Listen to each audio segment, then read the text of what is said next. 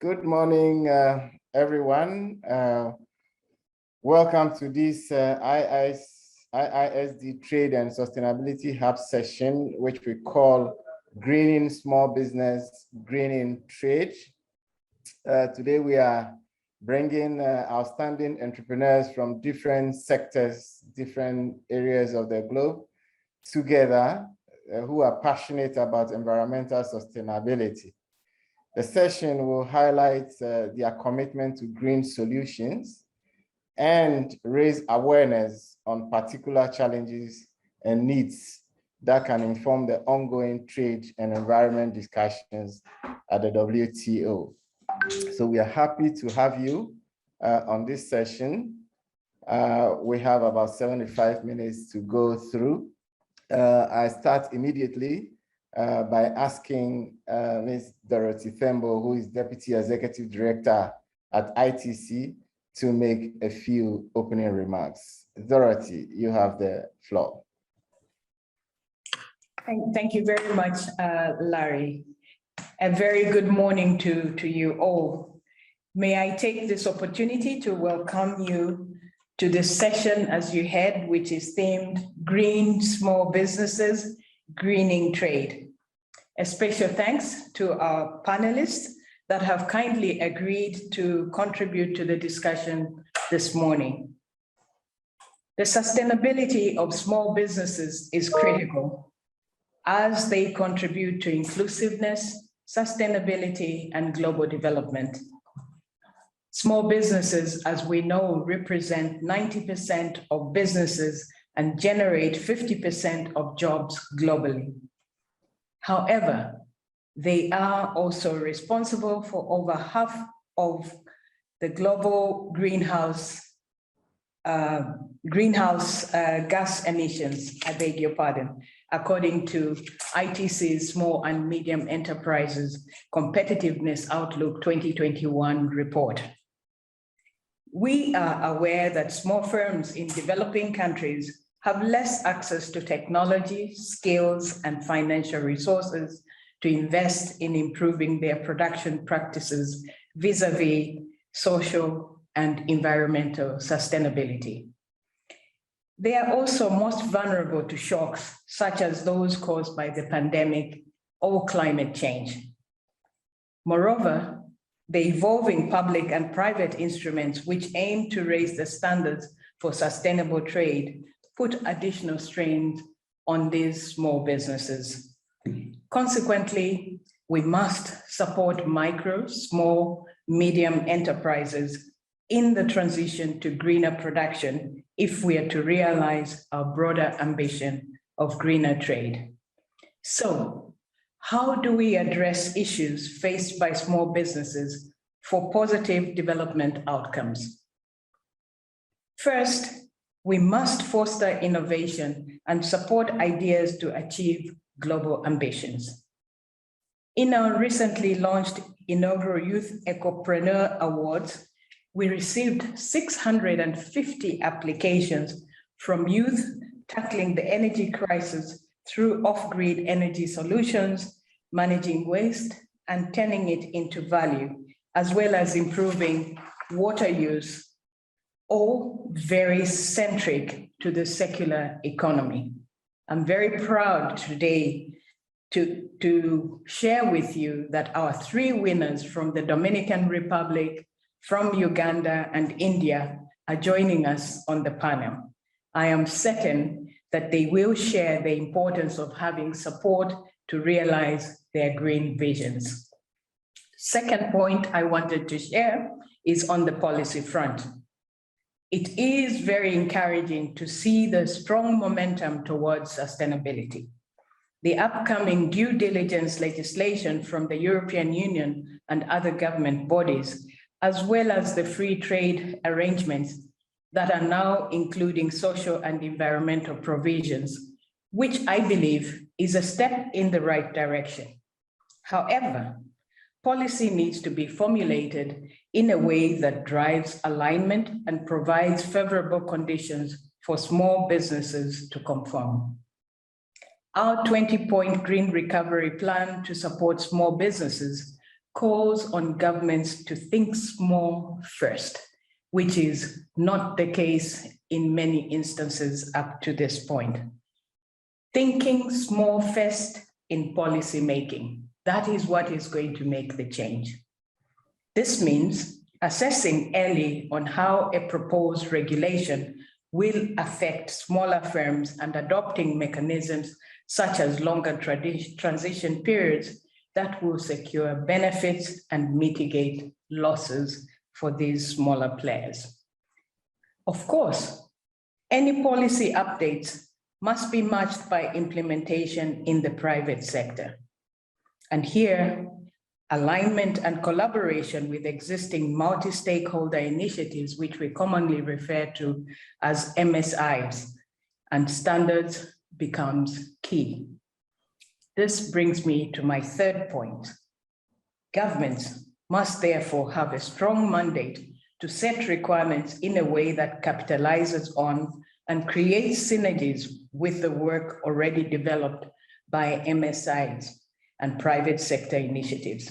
Companies are realizing that it is better to cooperate pre-competitively, pool resources, share development risks, as well as align their requirements, especially in the context of increasing mandatory due diligence and transparency legislation. Here at ITC, we're already seeing this through our work in the garment and footwear sector with the Social and Labor Convergence Program, which we again commonly refer to as the SLCP, where major brands, manufacturer federations, and important stakeholders are working to converge their social and labor audit assessment requirements. This, we have seen, will certainly reduce costs and improve working conditions for facilities in exporting markets. The result is a converged assessment framework and an online tool that we have developed, in which factories have the power to manage the collection and sharing of factory social labor data. To date, we have over 6,000 facilities that are using this tool, generating over an estimated $12 million in audit reduction savings that have been used to a large extent on improvement measures. In this session, you will hear from Nikhil Hidramani, who will share his experience working with the SLCP framework. This is a very good step in the right direction, but we need more. And it brings me to my fourth point. We need more convergence from brands and governments on what good looks like when it comes to sustainability standards. We also need more accompanying measures, including downstream support for small businesses and efforts that go beyond simple certification. I am very pleased that joining us today, Gabriela Alvarez, I beg your pardon, Gabriela, please bear with me for that mispronunciation, who is our advisor at our ITC sustainability program and will share on this particular topic more details today. In closing, we need to continue supporting small businesses in sustainable trade. Let us formulate and provide accompanying measures in private sector implementation that drive alignment and create an environment for success. The business's success in this area is everyone's success. Ladies and gentlemen, I wish to thank you all for your kind attention. Thank you very much. Thank you very much, Dorothy, for such nice words to kick us started. So I'll let my panel introduce themselves to you soon. My name is Larry Atipo. I'm working for ITC as a national coordinator for the Alliances for Action program in Ghana. And I particularly accepted to do this moderation because I've been at the heart of this type of work in the Alliances for Action in the cocoa sector in Ghana, where we are also threatened by climate change in this important sector of the country, and how we are coming together under the banner of the Alliances for Action to address specific issues, including access to markets in sustainable ways and respect to the environment. But at the end of the day, ensuring that cocoa farmers can continue to produce the cocoa and get reasonable income whilst maintaining the fidelity to the environment. So I can share some of these experiences as we go along, but we have a number of people who have been specifically invited to share their experience across the globe. So I ask you, Salma, to start briefly to introduce yourself. Just brief introductions at this stage, Salma. Thank you very much, Larry. Good morning, everyone. Panel members, ladies and gentlemen, I'm Salma. I'm the CEO of Cashew Coast. Cashew Coast is an integrated cashew business located in Côte d'Ivoire. We've integrated 5,000 farmers into an organic supply chain, and our first factory employs 700 people, of whom 70% are women. And I'm joining you from the factory this morning. I look forward to our discussion. Thank you very much, Salma. Nikhil, if you take it out from there. Hi, everyone. Pleasure to be here. My name is Nikhil Hidramani. I'm a director of the Hidramani Group. We're a family business, fourth generation family business, focusing on apparel with factories in Sri Lanka, Bangladesh, Vietnam, and in Ethiopia. My focus has been around sustainability. As also mentioned, I've been involved in a number of multi-stakeholder initiatives. I sit on the council of the Social and Labour Convergence project, also on the board of the HIG, and a former member of the Sustainable Apparel Coalition, as well as a member of Entrepreneurs Organization. Thank you, Nikhil. Gabriela, can you take it over from there? Hello, everyone. I'm Gabriela, originally from Argentina, and as an advisor also to ITC. But here today, I'm with the other hat. I'm an entrepreneur in cacao. We have that in common with Larry. And talking about rural prosperity, cacao, we work with about 2,000 farmers from Colombia. And that's what I'll be sharing about today. So thank you, Larry. Thank you, Gabriela. Nguyen, are you there? If you're there, please introduce yourself. Nguyen from Vietnam. Okay. Okay, yeah. Nguyen is there. Please go ahead. You are muted. If you can unmute yourself. It's okay. Hello, everybody. I'm Lisa. I'm director of Vina Summit from Vietnam. We are one manufacturer and importer cinnamon, anise, and other organic from Vietnam. And at the moment, we are working and build a sustainable value chain with 3,000 household farmers from Vietnam for 4,200 hectares. Thank you so much. Thank you, Lisa, for that. Douglas, I believe you are still here. Yes, yes. Hello, everyone. My name is Douglas Baguma. I am the managing director at Innovex. So Innovex is a Ugandan-based technology company that is helping solar companies solve problems around operation and maintenance of solar installations, and thereby transitioning to energy as a service. We are operational in 6 African countries, originated in Uganda, and I'm very excited to share our story. Thank you very much. Thank you, Larry. Thank you, Douglas. Vedant from India. It's your turn. Hi, hello, everyone. I'm Vedant Gandhi, co-founder at RecycleX and director at RecycleX. So we are basically upcycling carbon waste by manufacturing eco-concrete with cementless concrete from industrial waste, taking construction waste around the city and helping municipal corporations to go green. And we are making manufacturing products like bricks and paver blocks. And we are employing almost 200 migrant workers around India and using a huge impact towards the cities. Thank you, Vedant. Lydia, are you there? Did Lydia join in the end? I don't seem to see Lydia, but okay, let's proceed just in case she joins us later on. So you can see we have a rich array of speakers with specific experiences that they will share with us today. I'd like to start the conversation by asking Salma. Salma, you have been to the COP26 recently and delivered quite some very powerful messages concerning the topic for discussion today. So how does climate change affect you, and what do you do to mitigate the effects on your cashew production? Thank you, Larry.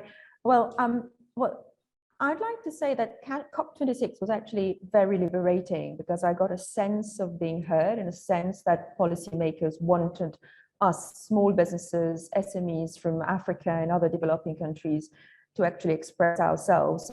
They want to act on what we're going to say. And this follow-up discussion hosted by ITC, I think, entrenches this impression I have. So thank you very much for this opportunity. So how does climate change impact us? So climate change has been centric to our investment thesis. The reason why we invested in cashews was because of climate change. As I explained at the COP26 conference, on one hand, consumers are making different choices driven by health and environment. They're looking to plant-based sources of protein today, swapping for vegan cheese and vegan milk, and cashew is central to that. And on the other hand, we discovered an industry that's dysfunctional. 1 in 2 raw nuts are grown in Africa, yet 80% of those raw nuts are processed in Vietnam. So today, cashews that are consumed in Europe have traveled 20,000 miles instead of 4,000 miles had they been processed locally and sourced locally in West Africa. So in the face of this, of this situation, we invested. And that is not to say that we're not impacted by climate change today. Interestingly enough, cashews is actually an opportunity for us Africans when it comes to climate change, because West Africa is becoming drier, less suitable to cocoa, and by 2050, cashew will be the likely substitute to cocoa in our regions, because it's more resilient to higher temperatures and also less consumptive of fertilizers. But the real issue is about how do we make these cashew plantations more resilient, though, to the changing weather patterns. We talk a lot about intercropping, beekeeping, and better agricultural practices. These notions are very applicable and easily implemented in Western countries.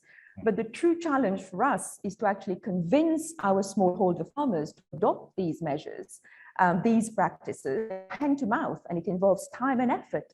So how do we do that? And I think therein lies, the real challenge for businesses like ourselves. And I think the message I conveyed at COP26 was to really say that, in fact, cashew is an opportunity for us in climate change. And to crystallize that opportunity, we need more local processing, we need better access to finance, and also a better share of the value chain. I think Mrs. Tembo touched on this in her opening statement. Today supermarkets are preferring cashews from Vietnam that have a higher carbon footprint than cashews from West Africa, and that needs to change. That's, in a nutshell, Larry, what the COP26 discussion was about. Thank you very much.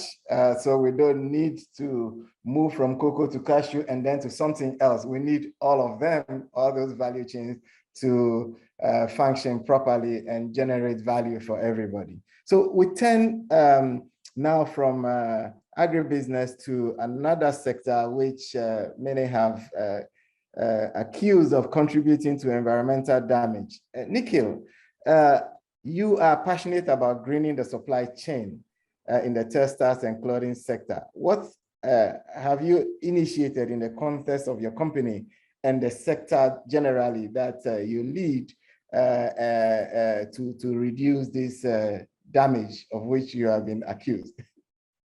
Thanks, Larry. And yes, you mentioned the apparel sector being one of the most. I think if it was fashion was a country, I think it'd be the 4th largest polluter or largest CO2 emitter, really. And I think when we look at waste and we look at the fast fashion that we live in, the 104 billion items purchased every year. Our company, we've started our journey quite some time ago. Actually, we set up our first ever green factory, which then became Asia's first ever carbon neutral factory back in 2012. And so we've been following this path of sustainability, implementing LEED certified factories, reducing water, looking at how we deal with waste, putting solar on top of our factories recently, really been focusing on these elements of sustainability. And I think, it's taken time. And I think that, I would argue, has it been recognized? Has it been appreciated up until, now? I would say now there's a lot more focus on sustainability in the fashion industry. Brands are, I think it has a lot to do with the consumer base also now beginning to appreciate, consumer behavior beginning to change. But sustainability at the end of the day costs money, right? There's an element of cost in it, and we've heard around that. And I think, the reason I like to come and talk at these sessions is I really want to be able to share our story and what we've done. It really sort of came across really from, being a family business and wanting to do the right thing. I mean, initially. And that's how we started our whole sustainability journey. And I think over time, it's focused initially on the environmental side, but now obviously, the social side comes into play now, and we just actually launched our new sustainability 2025 strategy a couple of days ago, which focuses on both social and environmental, aligning with the Sustainable Development Goals. But I think, as I said, the reason I come onto these sessions is really to try and share what we have done, but also to try and, we're fortunate we've been able to do it. I mentioned sustainability costs money, but it's in our interest to actually support the SMEs out there to help them and to talk around what needs to be done. And as I say, that the challenges of the buying patterns, the way the industry works, I think we saw last year with COVID that the model of the apparel industry needs to really rethink itself in terms of how people purchase things, how we're going to look at the whole ecosystem in terms of what happens down across the supply chain. And I think this is a exciting sort of challenge that we need to address and discuss. Fantastic. Thank you very much. I turn now to Gabriela. Gabriela, one could call you easily a serial entrepreneur who is committed to promoting social and environmental sustainability in value chains. You've been doing this for such a long time and with such passion. How do you do this? And can you share what role sustainability standards play in reaching this goal? Thank you, Larry. And yes, I do that because I am quite passionate about rural prosperity and also about regenerated planet. And there's a lot of different things to do. And so there's always new things that come up and new needs, and it's just how can we act? I'm surrounded by fantastic people in Colombia that we have a formidable team, but also a very, as you might know, Latinos, we like to jump around and do a lot of things. So that's what we do. We just channel that, looking for solutions and implementing and going into action. And voluntary standards for us on the cacao, a lot of it is related to cacao, so a chocolate brand, a reforestation initiative, a laboratory, but a lot is around identifying opportunities or challenges and what can we do about. And standards was instrumental, I think, in changing the landscape on a lot of the things that could be done in agribusiness. I think mainly, our big thing has been the awareness that it brought to the issue that I think even has led now, it has an impact on the regulations that we're seeing. And I think voluntary standards were ahead of that. And also giving some tools as to go about, how to go about it. What things can we do? And this has been fantastic. So first thing, that's fantastic. Next thing is, what do we do next? And there's where there's some things. I was yesterday at a meeting and we have 1,000 farmers certified with one standard, and they were talking to me, we're going to let go. The standard has become more stringent now. Instead of 70 mandatory rules, there are 110, and we'll have to drop 200 farmers from this certification. Fantastic farmers that have been working their butts off for 10 years. And I'm like, this cannot be. There has to be something that we can do. And this, I think, is a bit the frustrating part. We need to focus on what the impact needs to be and let the creativity also come in. What do we need? What needs to be done?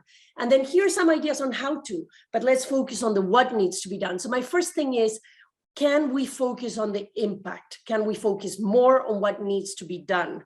So that's one of the things. Second thing is, we're good students in a failing class.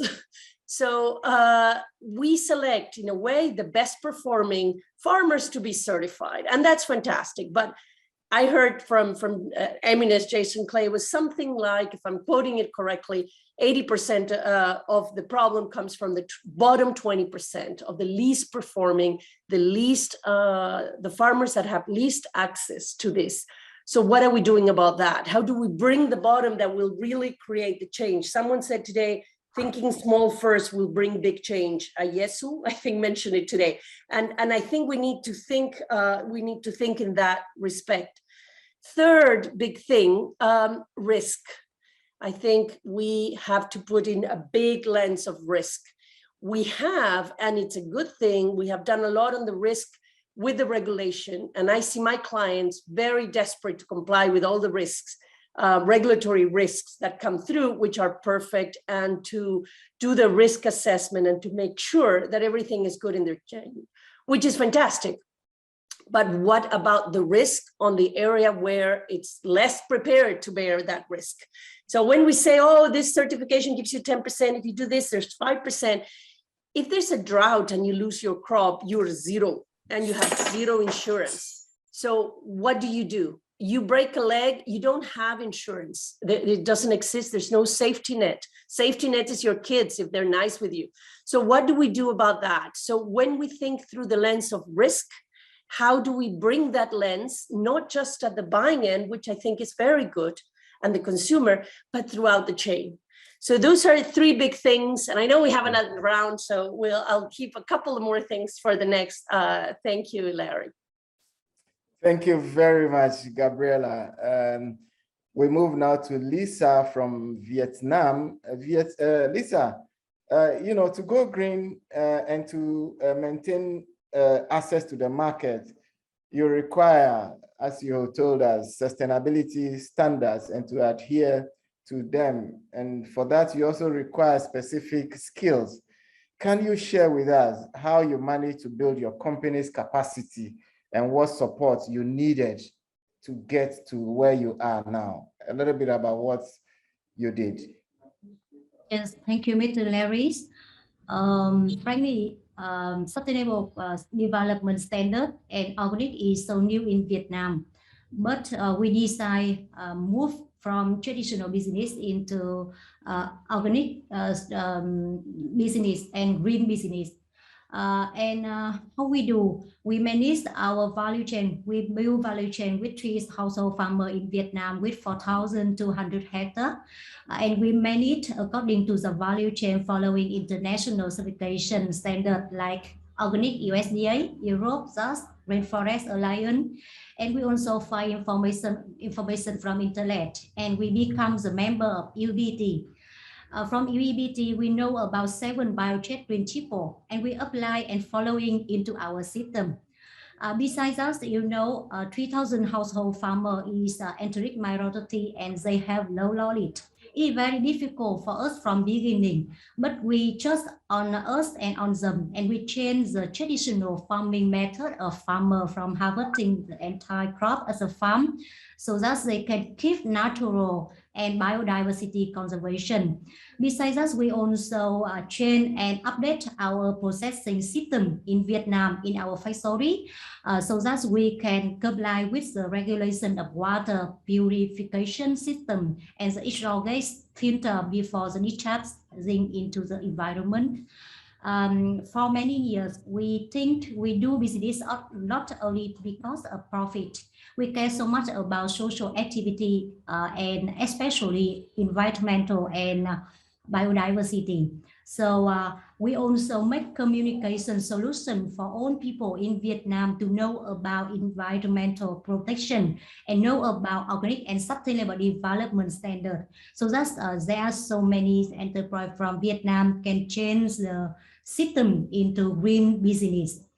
And we hope in the future, with the difficult to access and find the organic customer go inside the market green business. We hope we receive the support from those sides to make communication solution to Vietnamese government so that they can have more support to small enterprise from Vietnam can think new way and make new way in the business. Thank you so much.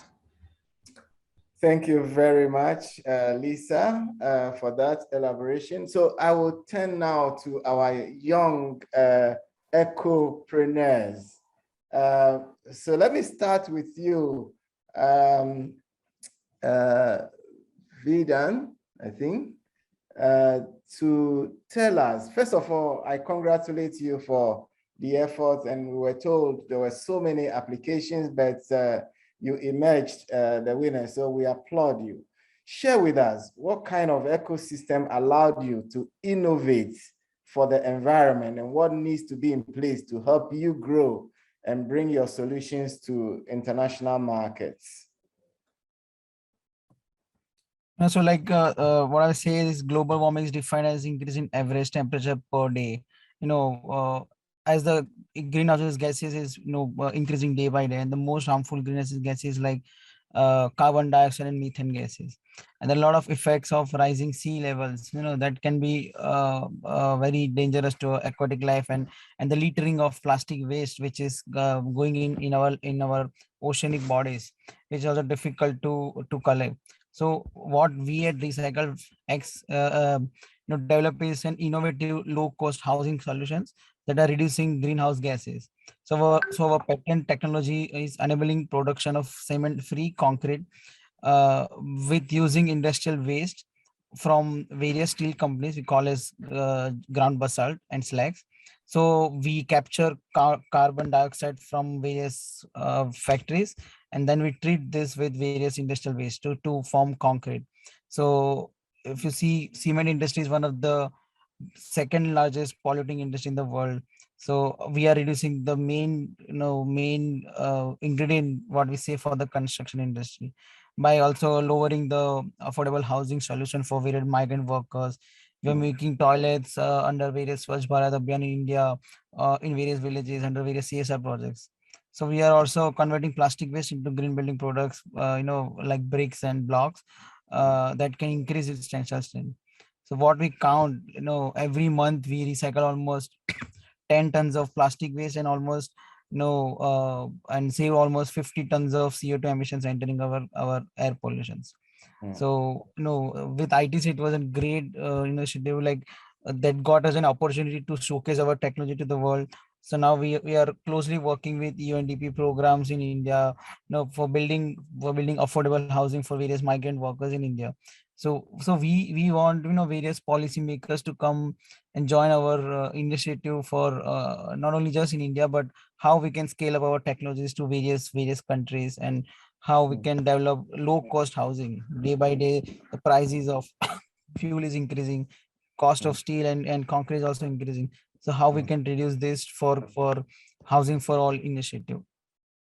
Yeah, fantastic. Bina, just stay there for a minute. You elaborated this very brilliant, almost game-changing, solution, but it must have taken you quite an effort to get there. I just want us, in case policymakers are listening to us, to emphasize how important is it for you, people like you, to get support to bring this solution, many of whom are still probably out there, to the limelight and to general use.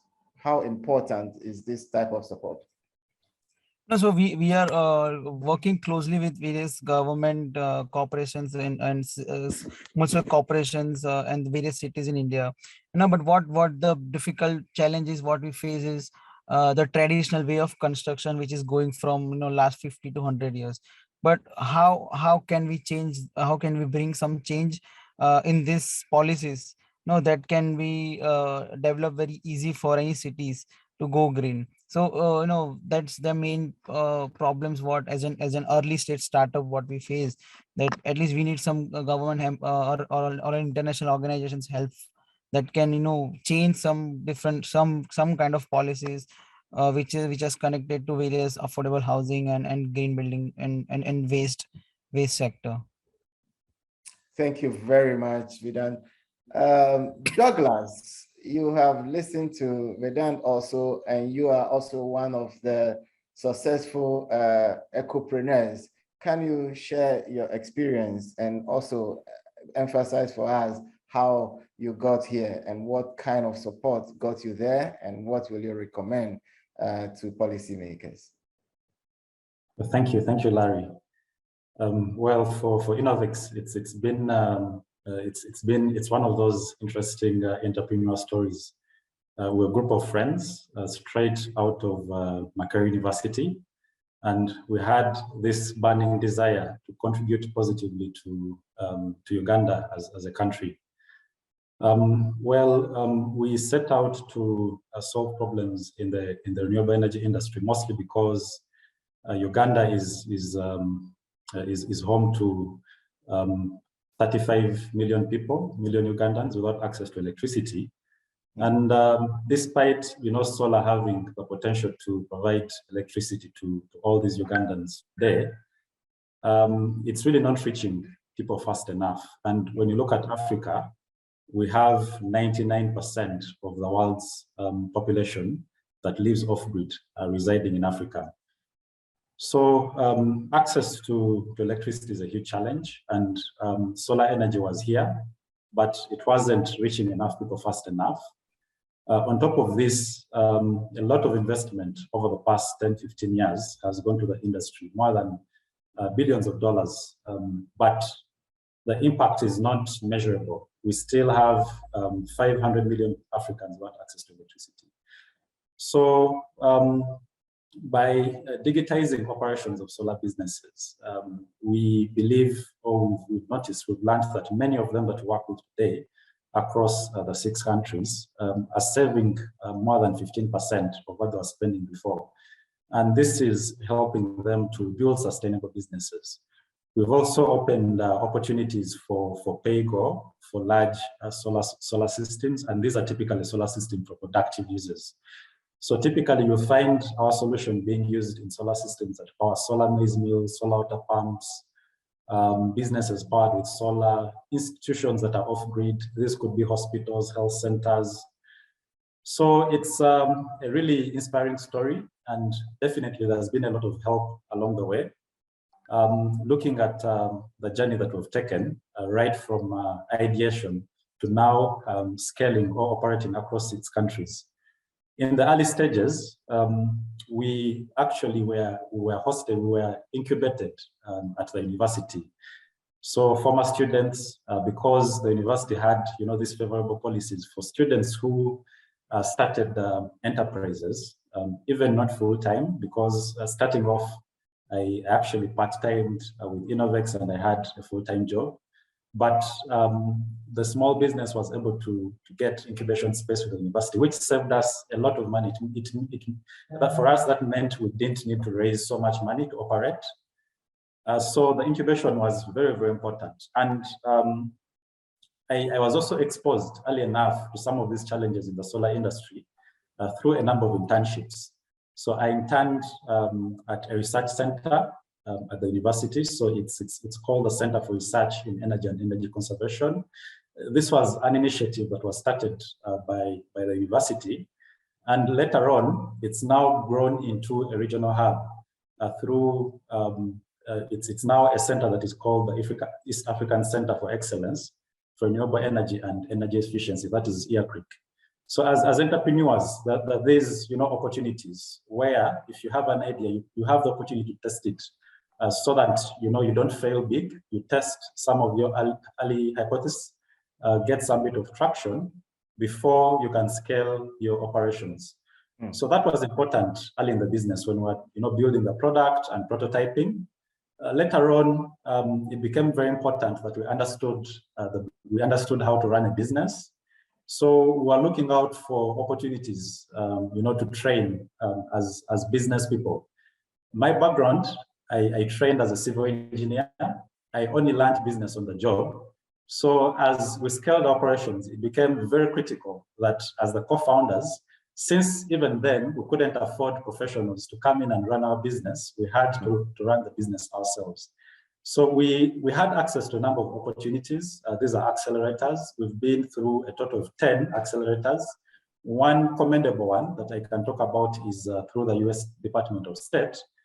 I managed to do a very certificate MBA at Kellogg at Northwestern in the US. So this was definitely a very huge turning point for our business, being trained at such a prestigious institute. And this is very important for very many businesses. You don't have enough money to hire professionals. You have to do the work yourself. Access some of these trainings. ITC recently concluded in Uganda, we had a program that was called the Netherlands Trust Fund 4. This, on top of training, exposed us to a number of opportunities outside the continent to access mentorship, new knowledge, partnerships. So such accelerators have been very instrumental for us. And maybe if you looked at one criteria for success, all businesses that are actually doing well, and you ask them what, one thing that is common about them is the fact that they have been through a number of accelerators where they build their networks, meet new mentors, and probably also access to capital. So accelerators, training opportunities, and definitely these, most of them had been funded. Then the third area that we needed help was raising money. So we've successfully raised money through all the tools, that is grants, loans, and equity. Through some of these networks that we built, we accessed a number of programs that were willing to fund our research and development for our product. So there are very many programs from development agencies, such as the former DFID, now FCDO. One that we had access to was Efficiency for Access. So this was being run by the Energy Saving Trust out of the UK. They did a tremendous job funding our R&D. So this helped us improve the product and bring the product to market, bring remote to market. We've also accessed opportunities through the Carbon Trust. So the Carbon Trust, still with funding from the former DFID, we've set up a local electronics manufacturing facility in Uganda for our product. So that is, it's the only of its kind in Sub-Saharan Africa. And of course, in terms of investment, we do have investors that have invested in us, the best out of Paris, that's Gaia Impact Fund. And it's through some of these networks that we've managed to reach this far. Of course, the fourth and most important is access to markets. I think this is where most of the work needs to be done in Africa. The African market is largely segmented. It's a challenge operating across the six countries. And I think this is where most of the discussion should go. Thank you.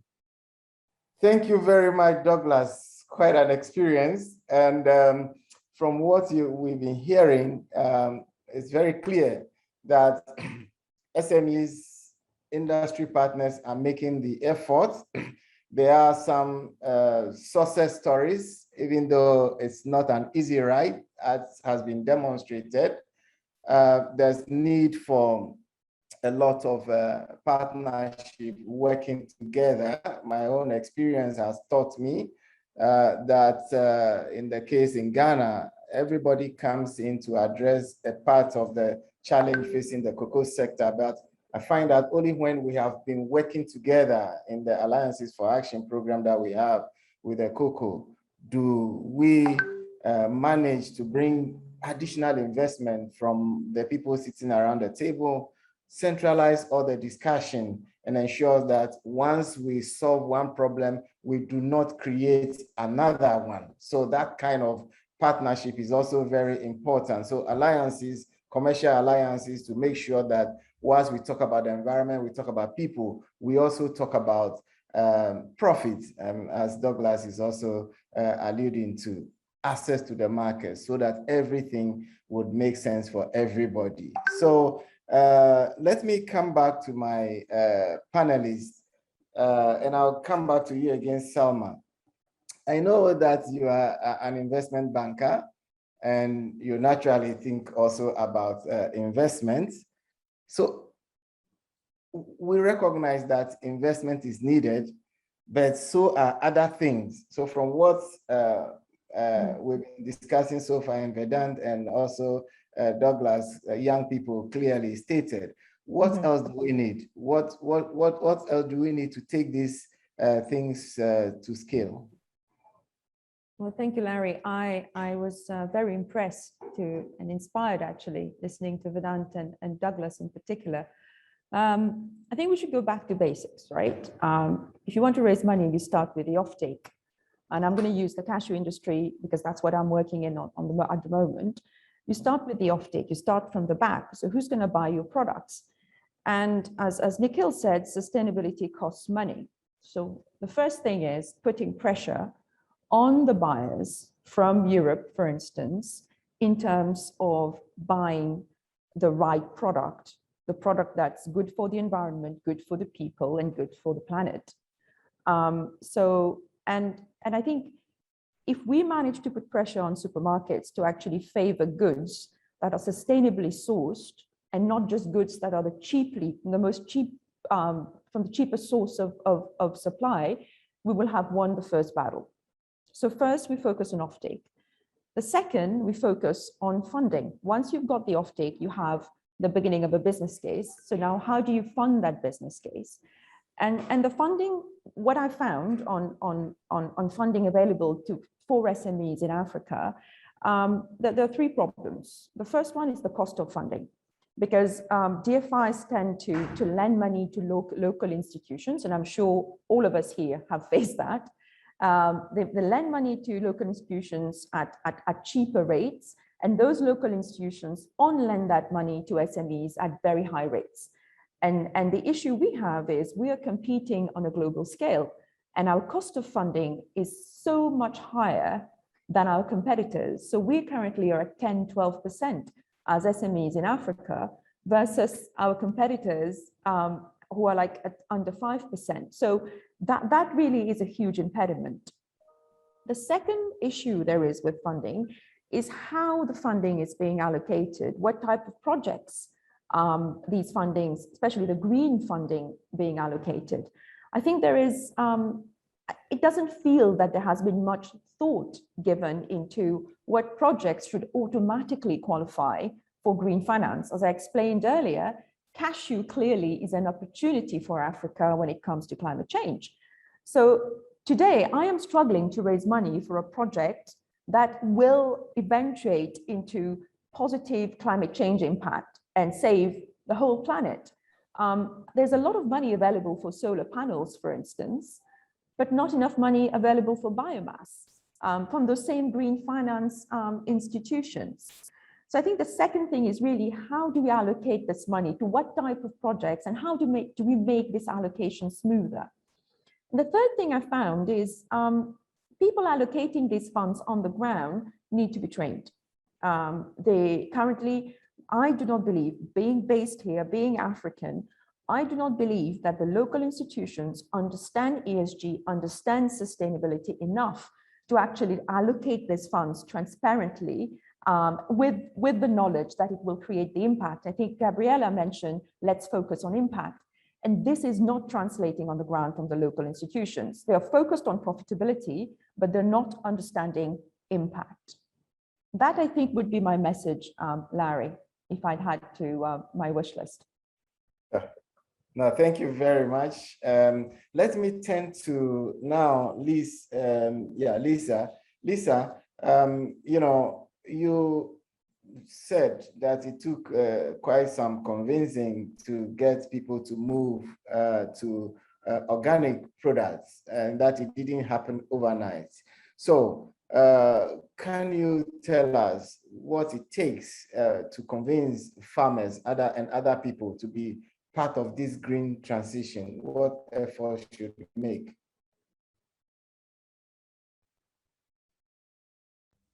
Yes, thank you so much. I think to make our farmer change, of course, we need to give them the result when they change, what they will receive about their life, about their income, about their work.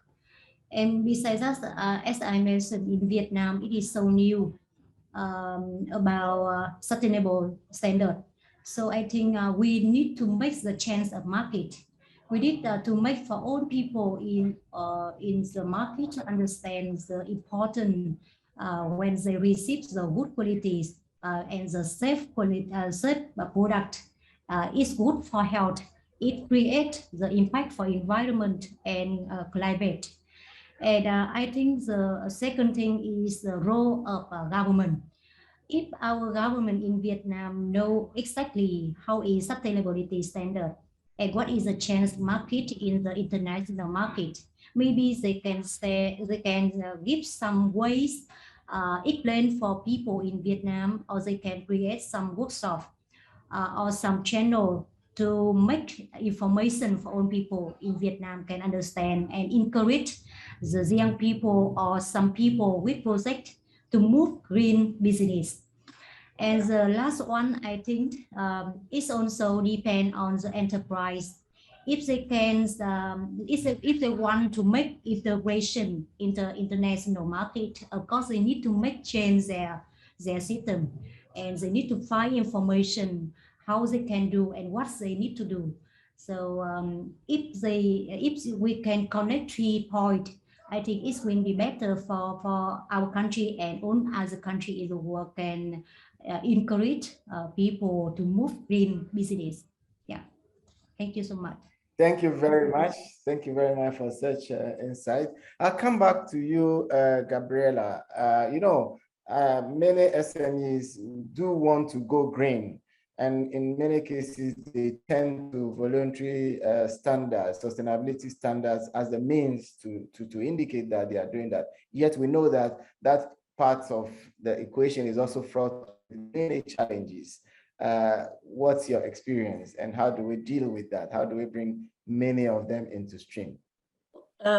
Excellent. Let me go back to that in 1 second, but before one thing before, I want to pick up on something that Salma said as well, and I think there's one methodology, understanding the true cost and the true value. And I know there's a Dutch institution that works on this, but I think it's really important that we at least know, and this might move consumers, might move retailers, might move buyers, but understand the true cost of agriculture. And that means in Colombia, a lot of people inherit the farms. They don't take into account the cost of the land or the opportunity cost of what they have. The wife works, or the husband works, the kids work, the grandparents work. It's unpaid labor, what happens. It happens still very much that there's no legal wages paid in many crops, in many countries, that we kind of turn our blind eye to that. All those are costs that are not seen in the product, that are subsidized in a way, but the weakest link. So understanding at least those costs is important. An additional cost, and that refers to what we're saying here, is the environmental cost. Fertilizers in coffee and the CO2 footprint, we do not take that really into account in valuing the cost to the planet of making a certain product. If we understand that, that's one part that would at least give information to people that might be interested. Again, it's not forcing anyone, but it's understanding. If you buy the cashew nut that goes directly from Cote d'Ivoire, and it goes manufactured process there, and then it comes here, then it has this type of true cost for the planet and for social and for the product. So we incorporate that. And I think that's one big thing that if we can give more information about. And the second one is true value. And this is additional value that sometimes is created at origin that is not valued through the chain. And reforestation. We plant trees to give shade to cacao. That's how it grows in Colombia. Agroforestry gives shade. That, in a way, we're giving it to the planet as well. There's capturing CO2, and it's for the planet. And going back to your point, then we say, well, certification. So I said, well, there's all this value being created. Let's certify and capture. Well, you need $75,000 to register, and there's some big organizations that do it for you, but then you would get half the value. It's like, no, there must be something more direct to do it. So that's the origin of some of these initiatives. And the one is plantee reforestation. There was the link somewhere there. We said this has to be easier. So if we need credible, we can use blockchain, we can use verifier, and we can do it in small scale. So we did it in one farm. Our farm, we're extending now to smallholders, and it's $3.50. You plant a tree, you see it on Google Earth, you see it every year, and CETES International Guarantees is there. Is it certified? No. Is it verified? Yes. Does it work? Yes. So my last claim for everyone is go plant a tree with us or with anyone that is planting a tree. But it's something very small, but something that we can already do. So I think it's a call to action, and more general, that's it. It's like, let's look at smaller actions, thinking small first, and just go for it, moving in that direction. So that would be my message, and thank you very much. Right. Thank you so much, Gabriela. That was really empowering. So I turn back to Nikhil. Nikhil, so when Ms.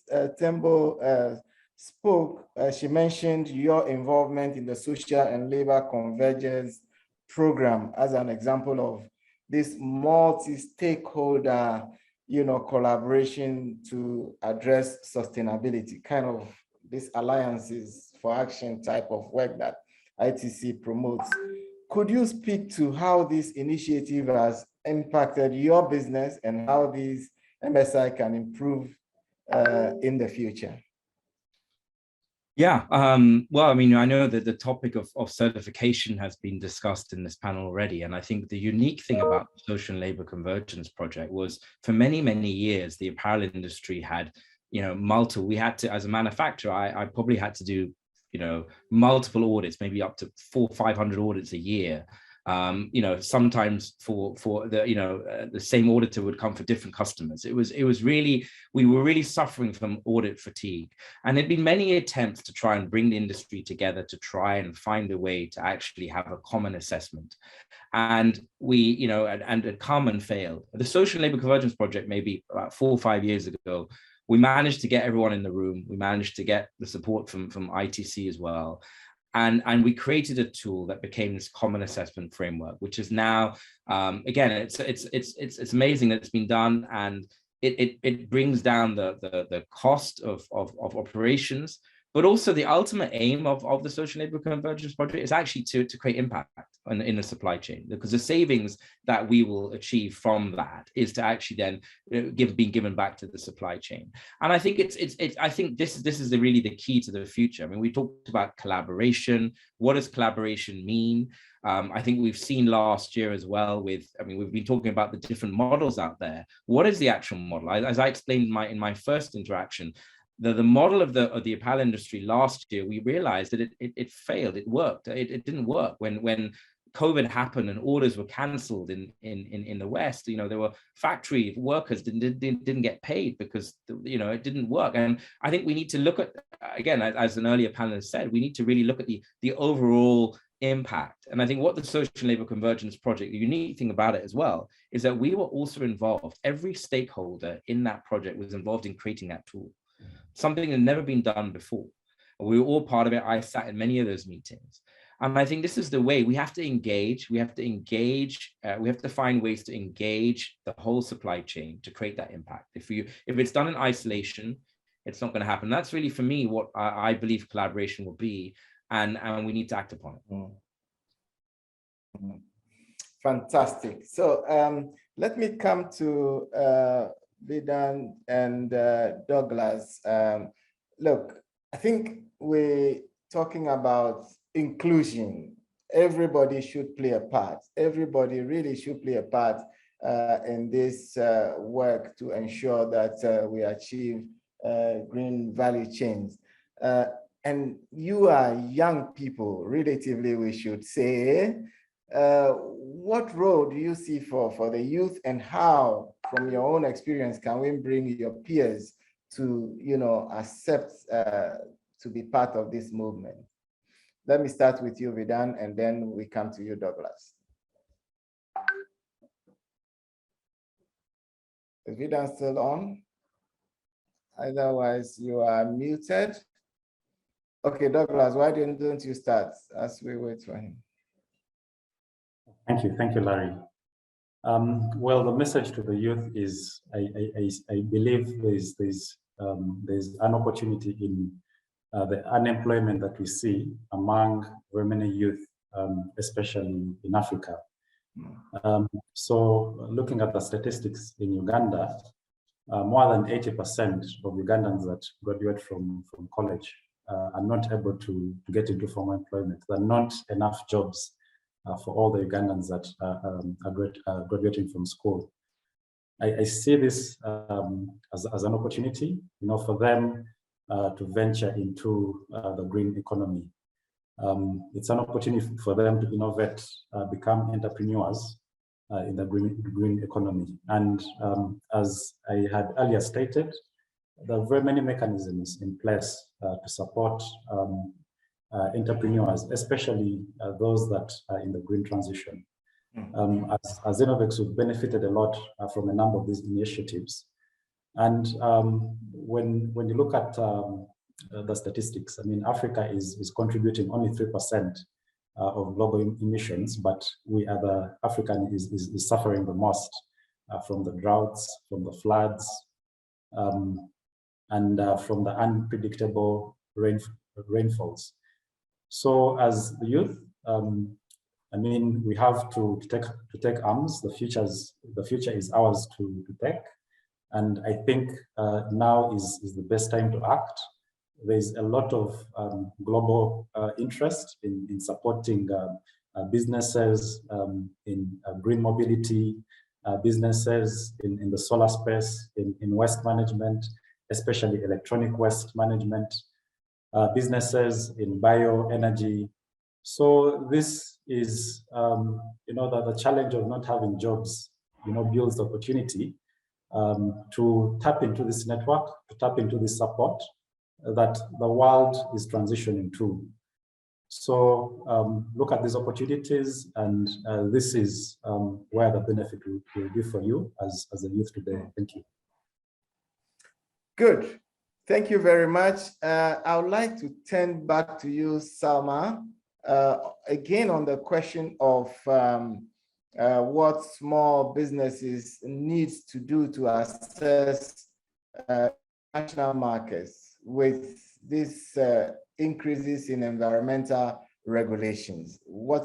How should small enterprises react to that? And I'll come to you after Salma and Nikhil to hear your views also on how we can support, or how can small businesses be supported to remain in the market or access the market. Sorry, Larry, you actually broke up. Can you just repeat the question? There was a big, sorry, I think my connection was not great just then. Right, so I was saying that small enterprises continue to find it very difficult to enter the international markets because of these increases in environmental regulations. So what incentives do they need, or how should they be supported so that they're not left behind? I will tell you about my experience here in West Africa. I think the SMEs we're talking about also have responsibility. We need to train up. We need to have better management.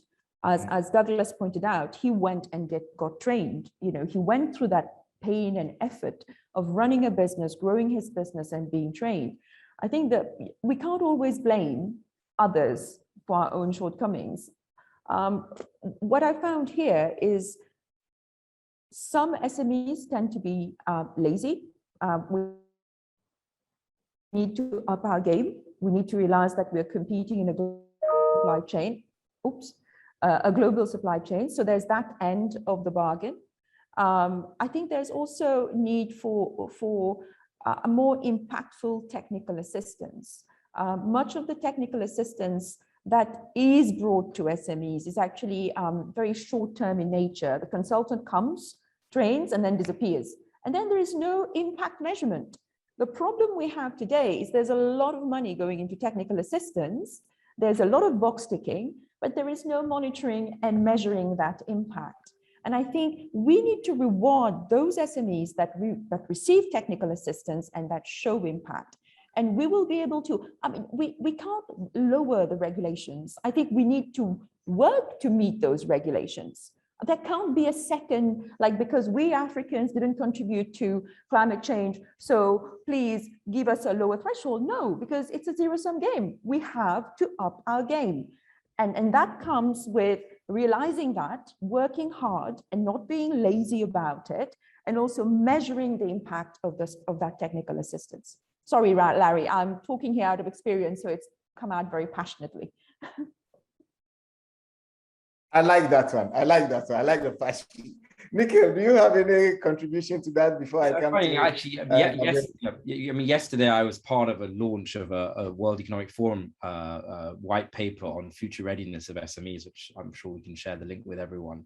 And it was really interesting that came out of that report. It was a couple of months we did it, and I was involved as a contributor, that actually SMEs came out as actually being a very agile and being able to adapt much quickly to sustainability. And I sort of echo the point around, being able to actually get up and deliver, right? I think there's this element of we can go out there and cry and say, okay, we don't have the resources, but it's about implementing sustainability into the business plan, right? And I think what we've shown in our strategy is that you actually there is a business value to sustainability, and I think more so than ever now there is today. But I also think, the role of networks. I mean, I think the role of networks, the role of connecting, what you guys are doing. I think what networks I'm involved in with EO are there to also help and support. And I think the point Rassama said, I think we need to recognize there are a lot of really amazing stories out there. We always hear the negative. We never hear the positive. And I think if we can really find a way to really create these case studies and create that awareness, I think that will definitely help, because consumers are changing. Consumers want to be associated with companies that have sustainability. I mean, you're not going to do any business if you're not sustainable, because that's what the demand is there at the moment. So yes, thank you very much, Nikki. Gabriela, there's a question for you. I know you want to make a comment on this one as well, but what role could emerging technologies like blockchain and satellite play in reducing costs associated with formal certification? Yes, I put it in the chat, but I think there's a big role, and this is why I'm very happy to see all these young technology savvy people coming to this space. Why? Because if we focus on what we need to do, we want to to make things for real, that are credible and that have an impact. And that's the goal. And so if we take away from, okay, this is not a checklist, this is seeing how I can really rely that those trees are planted, that water is conserved, that soil is healthy, that the agriculture is being regenerative. And there are other ways. So satellites can check very minute if trees have been planted and are taken care of, and you can see them. Internet of Things, I could just be connecting directly to the spaces. Blockchain can have a big impact. Well, if used correctly, I know it's a big buzzword now, but if used correctly, it's information that is shared across multiple servers that cannot be changed without everyone else knowing. That's the basic in the end. And that can enable a lot of things that bring trust. So I think if we look at technology and different ways, we can bring down some of the transaction cost, if you will, that we have associated with certifications that had a big reason in the 1980s and 90s or 2000s, but we can move beyond that. Lowering these transactions costs, like Nikhil said, all the things that we can do in savings in the process, we can spend on the content. We can spend more on the trees or on the crops or on the salaries or on the health insurance or on the risk, etc. So that's what we want to try to do. So yes, lots of paper for technology. And finally, but not least, is it brings young people to rural areas. It's interesting, it's fascinating. And that is not minor, that we make agriculture sexy. And that is something that is cool and people want to be associated with. So it's a win-win. Let's bring more of those techie brains into this space. Thank you very much. Very interesting conversations, but time is definitely not on our side. It hurts when it gets to this point, but I'd like to give each of you 30 seconds, just something that you think everybody must hear that they haven't heard yet, especially people who make policy, who are responsible to shape this future that we desire. Let me start with you, Nikhil. I think for me, a whole standardization. I think the key for me is I've been involved in the apparel sector. There's so many different standards out there. I think what we've seen with the Social Labor Convergence project is a great model, and I think we now need to push it for the environmental side to have one standardization. I think will really help to bring the industry together and measuring the whole impact of the whole industry. I think those are the points I'd like to preach. Lisa, what do you say? 30 seconds. Yes, okay. I think COVID and climate change is the result of action from people.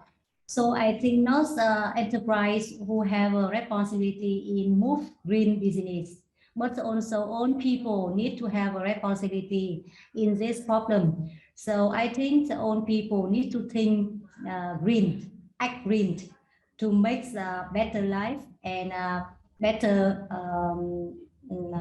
impact activities for our life, our common life. Yeah, that is our sentence I want to send on people. Fantastic. Douglas, are you still there? Yes, I'm here, Larry. Yes, 30 seconds.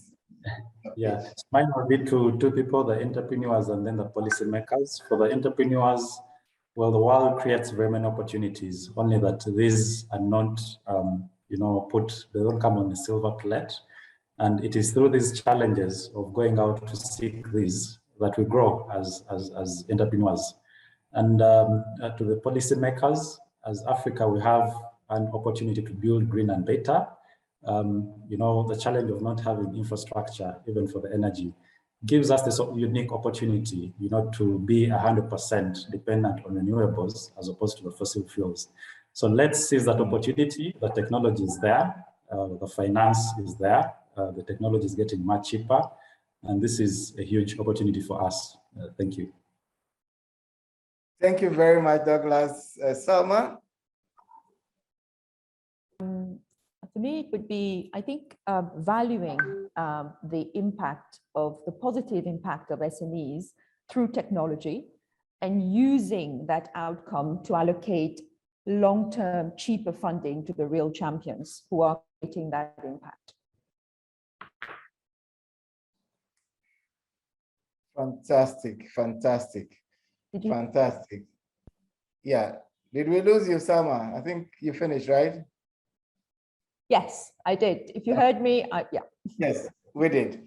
Thank you very much. I'd like to thank the IISD Sustainability and Trade Hub and my colleagues at ITC for putting this together, and also the very exciting and enthusiastic panelists that we have, and all those who have supported this initiative. I think the message is very clear that, well, climate change is real. Its impact on SMEs have been proven. That we also agree that there's need to do something about it. But the good news is SMEs are not resting. They are trying in their own ways to do something, to make a contribution. Needless, we also need to support them collectively as the development community, the policymaking community, WTO. There are a number of initiatives, there are a number of exciting success stories there that can be upscaled, that can be brought to the policy table.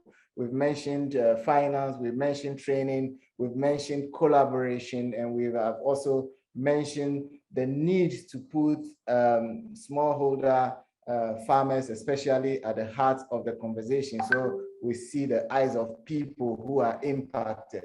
So thank you all for joining. We hope that you have enjoyed it and that you have learned something that you take away to contribute to this topic. Thank you. Thank you. Thank you so very much. Thank you.